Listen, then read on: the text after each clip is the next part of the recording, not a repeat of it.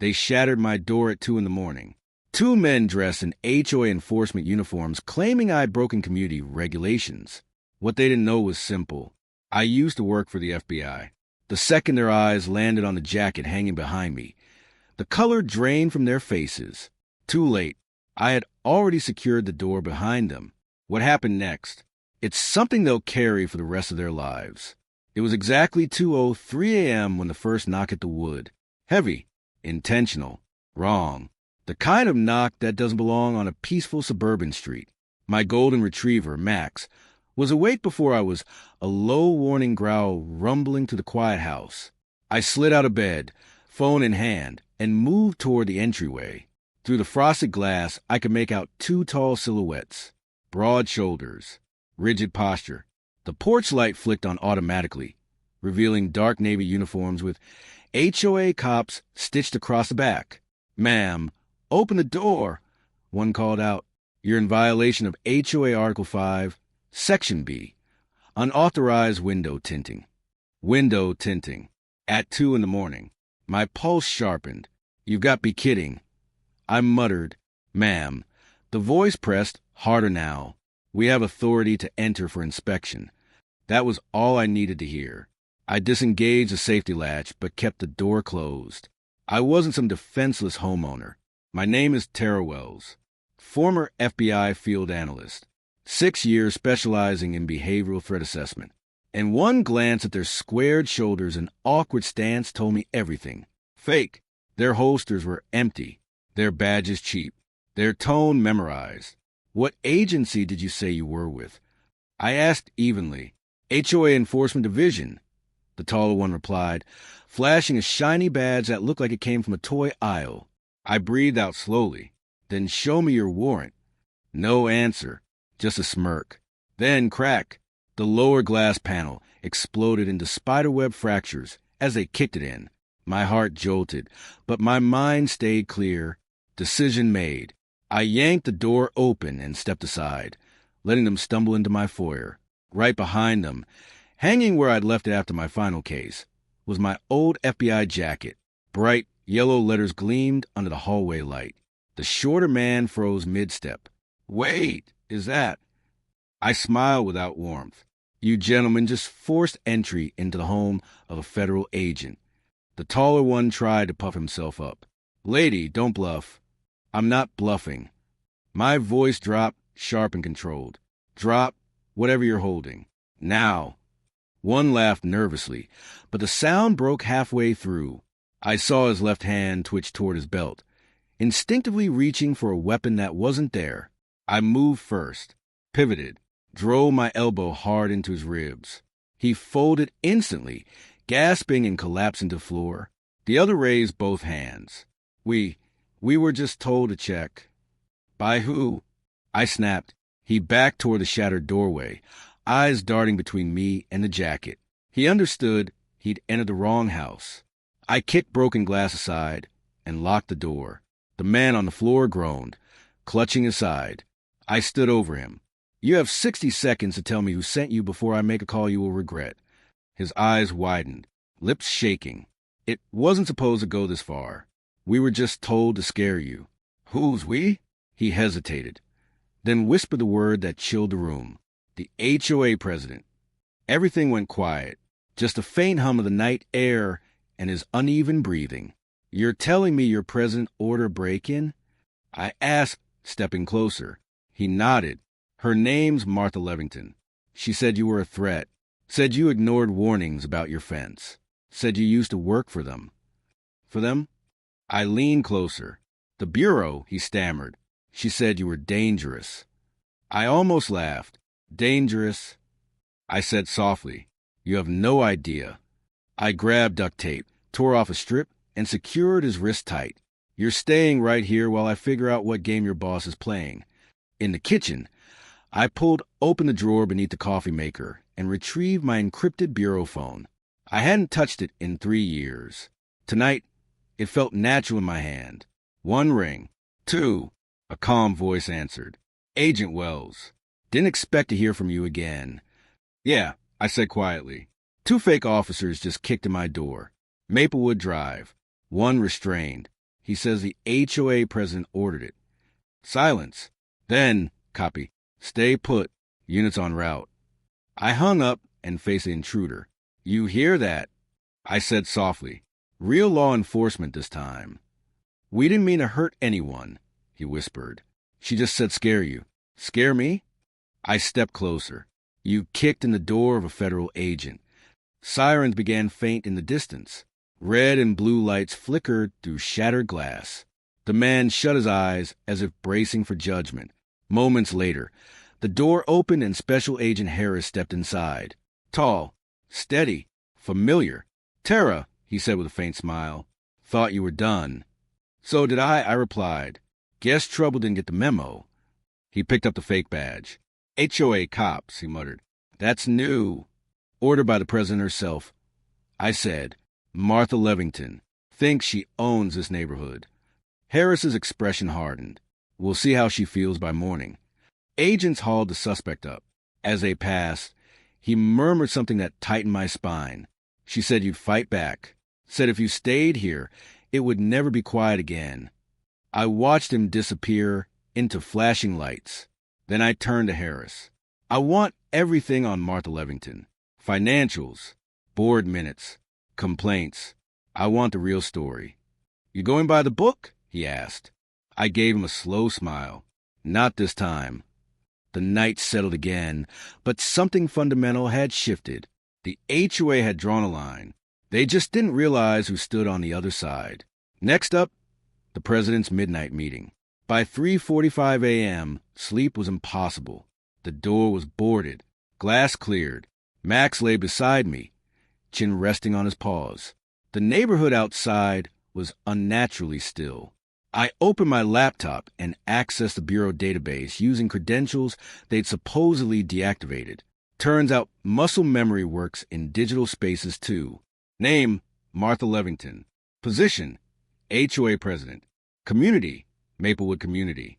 What I found made my blood run cold. 3 years earlier, she'd been investigated for misusing HOA funds. Connected to a shell corporation named Suburban Integrity Management. Case closed. No charges. Quietly buried. So that was it. This wasn't about fences or tinted windows. It was about a cover-up. My encrypted phone buzzed. Harris. I answered. We've got eyes on Levington's house. He said calmly. Lights are on. Multiple vehicles. Looks like a meeting. I shut the laptop and slipped my FBI jacket back over my shoulders. Send the location. Already done. You sure you want to go alone? I smirked. Wouldn't be the first time. 5 minutes later, I rolled through the sleeping neighborhood with my headlights off. Identical homes. White fences. Perfect lawns. Manicured lies. And at the end of the street, the house with all the lights on. On Willow Creek Court, one estate stood apart from the rest. Every light inside burned bright. Curtains sealed tight as if the house itself had something to hide. I parked 2 homes down, killed the engine, and continued on foot, keeping to the shadows. Through the wide bay window, I saw them clearly. Martha sat at the head of a long, polished table. 3 men in tailored suits positioned beside her. They didn't look like residents. Their posture was rigid, movements economical. Military ones. Perhaps the kind of men who didn't waste words or mercy. I tapped my body cam and hit record. Martha's voice drifted through the cracked window. She wasn't supposed to fight back, she snapped. Now the FBI's involved, and you idiots left evidence all over her house. One of the suited men answered calmly. We can still contain it. We just make her disappear before sunrise. The words hit colder than the night air. This wasn't harassment anymore. This was elimination. I eased backward, pulse hammering, and brought my radio up. Harris, I whispered, we got a 1033. She's escalating. Possibly lethal intent. I'm moving. Before I could finish, the porch light snapped on. Martha turned slowly toward the window. Our eyes locked through the glass. She smiled. The front door burst open. 2 of her hired enforcers charged straight at me. The first lunge. I pivoted sideways, seized his arm, and twisted hard. Crack. his wrist bent at an angle nature never intended. He screamed and crumpled. The second swung wildly. I blocked high, ducked under his follow-through, and drove my elbow straight into his sternum. Thud. The air blasted from his lungs, and he collapsed beside his partner, both down in seconds. I adjusted my stance, breathing steady. You really should have reviewed my file, I muttered. Martha stepped onto porch, composed as ever, arms folded neatly. You never should have returned here, Agent Wells, she said evenly. This community doesn't need your kind. My kind? I walked closer, boots crunching gravel. The kind that recognizes corruption. The kind that knows your HOA fund is a laundering funnel. Her smile thinned. You can't prove that. I lifted my body cam, its red light blinking, already handled. Before she could answer, headlights sliced across the lawn. Harris's SUV skidded to a halt. Doors flew open. Agents poured out, badges flashing beneath floodlights. Hands where we can see them. Harris commanded. For the first time, Martha's suburban queen confidence fractured. The woman who ruled the neighborhood through fines and fear now stood frozen on her own driveway, surrounded. I stepped closer, lowering my voice. HOA rule number 1, Martha. Never break into an agent's house. Her glare sharpened. This isn't over. I turned away. It never is. Next came the interrogation that changed everything. By sunrise, the HOA president sat in federal custody. The same woman who once cited mailbox colors now occupied a stark interrogation room, wrists cuffed, expression cold and calculating. I watched from behind the one-way glass. 3 hours, not a word. Not to Harris. Not to anyone. Just that tight, smug smile that insisted she still held the advantage. Harris glanced toward me. She's waiting for a phone call, I replied. She's not afraid of prison. She's afraid of losing control. You want in? I studied the file in my hands. Bank transfers. Fabricated enforcement invoices. HOA ledgers. Every trail pointed to one source, Suburban Integrity Management. Millions siphoned through violation fees. Yes, I said. Inside the room, I shut the door and placed the file on the metal table. The echo lingered. She didn't look up. Martha, I began calmly. You have one opportunity to simplify this. A faint smile tugged at her lips. You think you're the hero. You believe anyone will accept that I send people after you. They don't need belief, I replied. They need evidence. I pressed play. Her own recorded voice filled the room. Make her disappear before sunrise. Color drained from her face. You bug my house? No, I answered evenly. You bug mine. You just didn't know who was listening. She leaned back, silence stretching as calculations raced behind her eyes. You don't understand, she said at last. They instructed me.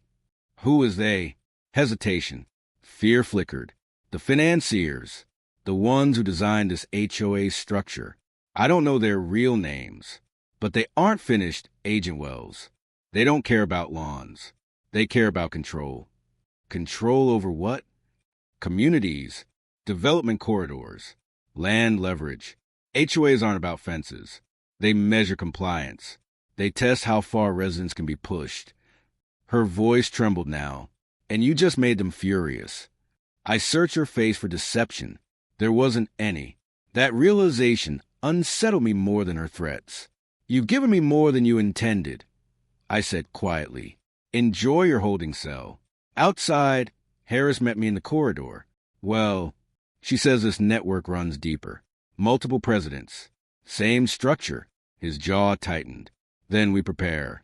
Down the hall, Martha was escorted away, her flawless composure finally fractured. Across the country, there are neighborhoods just like Maplewood Community. Behind tidy bylaws and pristine lawns, someone like her stands smiling, pretending it's about order.